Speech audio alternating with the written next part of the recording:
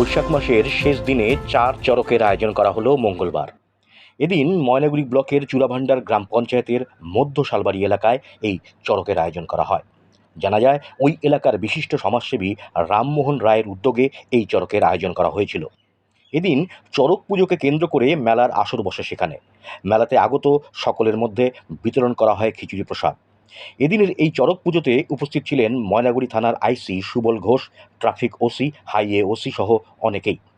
ব্যক্তিগত উদ্যোগে এই পুজোর আয়োজন করা হলেও এলাকার মানুষ স্বেচ্ছায় সহযোগিতার হাত বাড়িয়ে দিয়েছিল। এলাকাবাসীর পাশাপাশি রামমোহন রায় ফ্যান্স ক্লাবের সদস্যরাও স্বতঃস্ফূর্তভাবে এগিয়ে এসে প্রসাদ বিতরণে অংশগ্রহণ করে।